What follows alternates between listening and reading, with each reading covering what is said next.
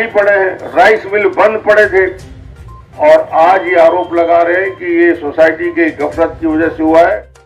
आज अगर विधानसभा का चुनाव हो जाए तो फिर से भारतीय जनता पार्टी सरकार बनाने वाली है। संगठन केंद्रों में पड़ा हुआ है, उसका प्रमुख कारण मैं मानता हूं, मार्च अप्रैल में न तो डीओ कटा न डीओ कटा, हमारे संगठन के 87 संगठन के खाली पड़े रह गए। सहकारी समिति कर्मचारी संघ के प्रदेश अध्यक्ष हैं ईश्वरी साहू। हम इनसे बात करते हैं कि पिछली खरीदी और इस खरीदी में क्या अंतर है और इस खरीदी से क्या घाटा हो रहा है, पिछली खरीदी से क्या फायदे थे।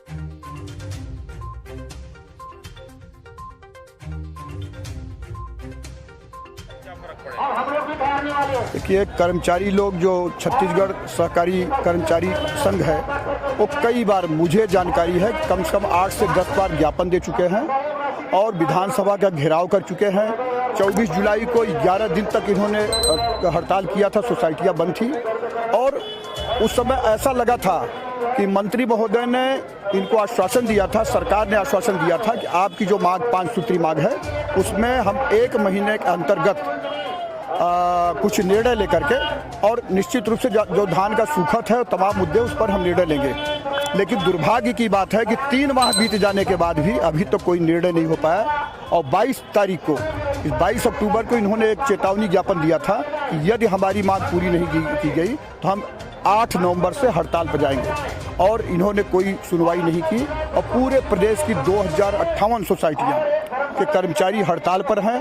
और सबसे बड़ा मुश्किल की बात यह है कि 1 दिसंबर से, जो 1 नवंबर से धान खरीदी करनी थी, इन्होंने 1 दिसंबर से घोषणा की है कि 1 दिसंबर से धान खरीदी करेंगे। लेकिन मुझे नहीं लगता कि इस तरह से कर्मचारी हड़ताल पर रहेंगे तो किसानों की क्या हालत होगी, आप समझिए। जो है इसको सरकार नहीं समझ रही है।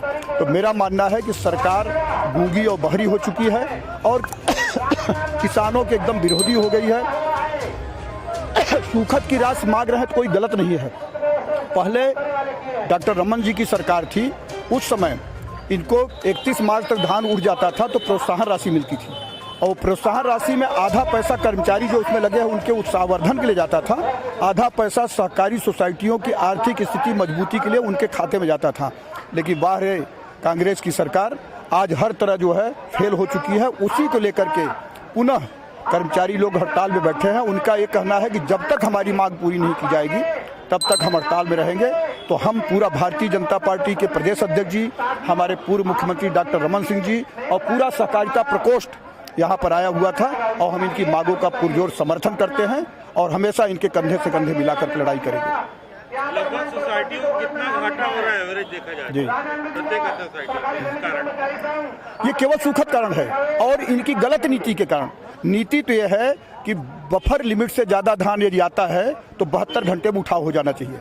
आपको एक हम बताना चाहेंगे कि ये सबसे जो ये स्थिति निर्मित हुई है मार्च और अप्रैल महीने में, जिस समय पीक पीरियड रहता है, धान को उठाव होना चाहिए, उस समय 87 संग्रहण केंद्र पड़े रह गए और पूरी राइस मिलें बंद पड़ी रह गई। लेकिन 2 महीना न तो टीओ काटे और न तो डीओ काटे, इनकी सेटिंग नहीं हो पा रही थी। कमीशन फिट कर रहे थे, मैं खुलेआम बोल रहा हूँ कि कमीशन की इनकी सेटिंग नहीं हो पाई, उसकी सूक्ष्मता से जांच किया जानी चाहिए। हम लोगों ने महामहिम राज्यपाल महोदया को 12 बिंदु पर ज्ञापन दिया है, सहकारिता प्रकोष्ठ और किसान मोर्चा मिलकर के। उसमें भी हम मांग किए हैं कि आखिर मार्च अप्रैल में टीओ डीओ क्यों नहीं काटा गया। ये केवल कमीशन खोरी के चक्कर में पड़े हुए हैं जो बर्दाश्त नहीं होगा। उसना का बहाना करते हैं, कभी अरवा का बहाना करते हैं, कभी मिलिंग का बहाना करते हैं। इनके मन में कुछ करने की इच्छा ही नहीं है, जो भी करो उसके उल्टा ही बात करते हैं। पिछली बार वो समय पर इन्होंने उसना चावल जमा करने के लिए 4 बार समय बढ़ाया गया, वो समय बढ़ाने के बाद भी ये जमा नहीं करते, और आज ये नए नए बहाने ढूंढते रहते हैं कि केंद्र सरकार को बदनाम कैसे करें। आज उनको व्यवस्था ठीक करना चाहिए, और व्यवस्था इन ऐसे कर्मचारी संघ का आंदोलन करेंगे तो व्यवस्था